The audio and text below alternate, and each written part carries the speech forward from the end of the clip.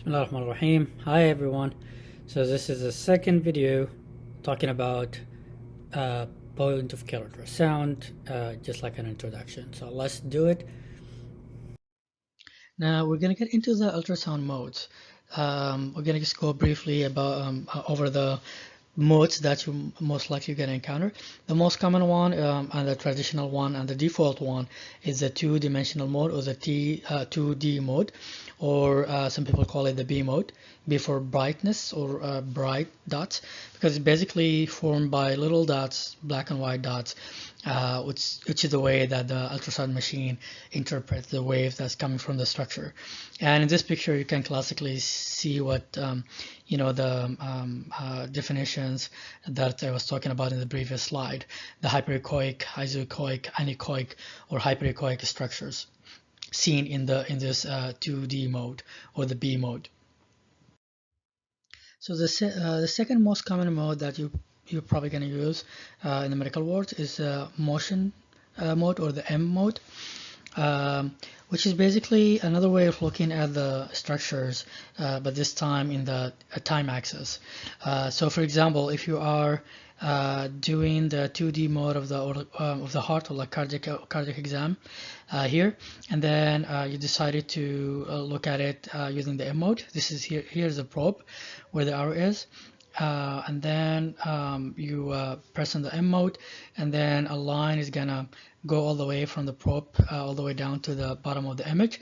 And then basically what happens is, as if you're like really cutting the image or the structure along this line, and then look at the image from the inside.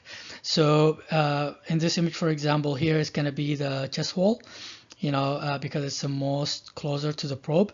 And then as you go deeper, you're gonna see the right ventricular cavity, and then the septum, and then the left ventricular cavity, and then the posterior left ventricular wall, going from superficial to deep.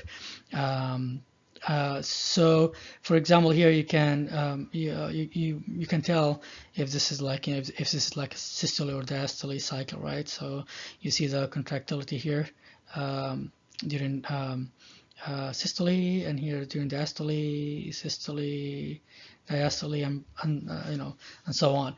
And these images, each particular disease has a specific characteristic on this M mode. Most of the time, for the most common practice that you might need it for is actually when you're doing the IVC examination, because you want to measure the diameter during inspiration and during expiration. So the M mode will be very useful, and also it's useful to look at it when you're doing lung examination, as we're gonna see maybe in other videos. So the third common mode that you're going to encounter is the Doppler mode. And to understand the Doppler mode, there is the principle of the Doppler shift. If you really understand the Doppler shift notion, you can really understand the Doppler mode really well. So basically, here, for example, we have this structure here. It's static, it's not moving. And when that happens, the probe, the ultrasound probe here, is really gonna perceive that object in a certain way without changing the frequency. Now what happens if, for example, the object is actually moving towards the probe? What's going to happen is the frequency of the ultrasound waves is going to be perceived by the probe as high frequency waves, and that's compared to, for example, if the structure is moving away from the probe, from the ultrasound machine, or from the ultrasound probe, the probe is going to perceive the waves coming from that moving structure, which is moving away, as a low frequency waves. And that's really important, because as we said before, is the way the probe perceives the ultrasound wave is how it interpreted the images after you operate the machine. So keep that in mind. The change in frequency depending on whether the object is moving towards or away, from the ultrasound probe. Now, this is kind of similar in a way, one way or another, to like when you really in the street and then from distance you hear the ambulance coming in, and then it, bypasses you and then it goes far away. The quality of sound that you hear when that happens is basically kind of a similar principle to the Doppler shift. The way that you perceive the sound of the siren is really different when the ambulance is moving towards you rather than when it's moving away from you. So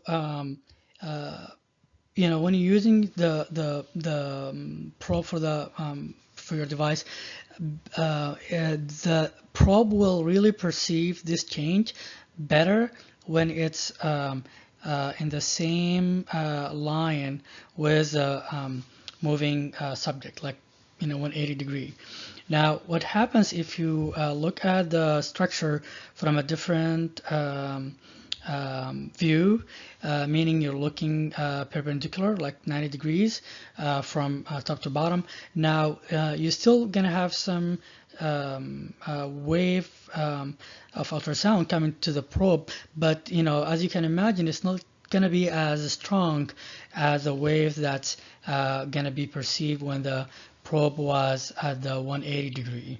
So the best to perceive this change in motion is better done when the probe is 180 degree or in line with the moving structure.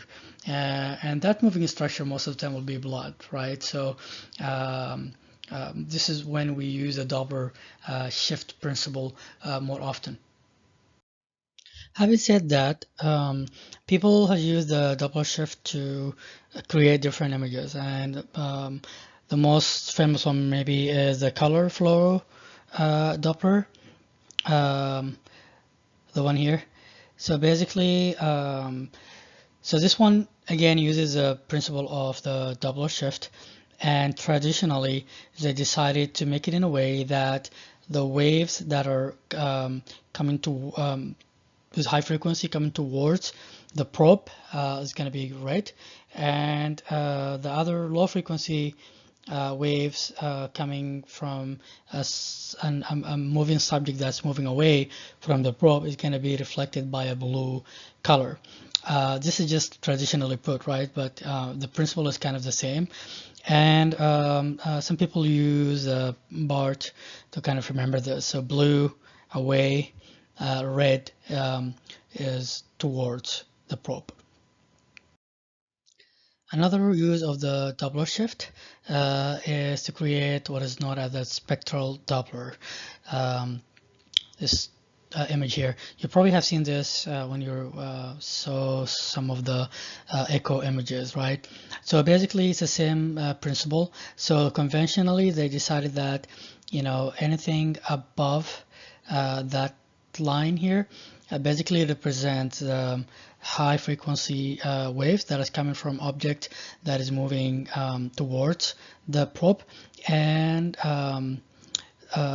anything below that line represents the low frequency waves that are coming from an object that's moving away from the ultrasound probe. So it's kind of, instead of the red and blue, it's created in a vertical line across the time again. So this mode actually is just added recently to the butterfly. So it's most useful when you're doing an echo, as we will see in the next slide. So to be honest with you, in the common POCUS exam that you're probably going to do, this one is not really, you might not feel comfortable doing it, and it really needs some experience. I personally don't usually do it in my cardiac exam. I just rely on the full report of the echo if I will order an echo in my patients. But it's really nice to know, and it will really help you understand exactly what the cardiologists say when they when they're talking about diastolic dysfunction and pseudo normalization and delayed relaxation, which both suggest diastolic dysfunction, because systolic function can easily be seen by POCUS, right? You can easily appreciate the contractility. Diastolic is a little bit tricky. There are many ways to report that, but this is one way that people has used the spectral Doppler to as one way to estimate the diastolic function. So basically, when you are in the M mode, for example, here in this image, you press on the spectral mode, spectral Doppler mode. Basically, what's going to happen again, just like the M mode, there will be like a line that you can move, and then, for example, in this case, when you put the line here, you're telling the device, you want to look at the motion across this line, which would be here in this case across the mitral valve, right? So basically, what happens when blood during diastole, blood will flow this way from the left atrium to the left ventricle. So again, anything that's going to be reflected by the E here, and then there's another A wave, and this is basically the other movement that's happening from the atrium towards the ventricle due to the atrial kick, right? So as you can imagine, the E wave is much larger than the A wave because diastole, the flow is larger at the beginning of diastole compared to the 30% kick that's created by the atrial contraction. So what happens when you have left ventricular hypertrophy or constricted pericarditis, anything that delays or impairs the relaxation, then as you can imagine, during the atrial kick here, the atrium has to create higher force to move the blood over this stiff ventricle. So the E will be greater than the E, and this could be an indicator that there's probably a delayed relaxation, as sometimes been reported.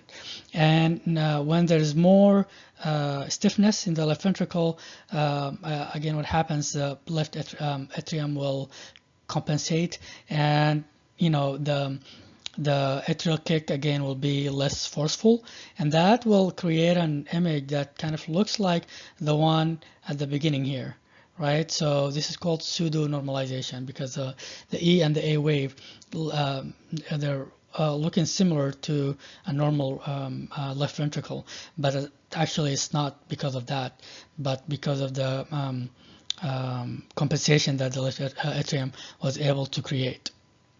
So this is just something to keep in mind. It's always nice to know, but to be honest, during the internal medicine wards, you're less likely will need that. But unless you really want to practice it, feel free to do it.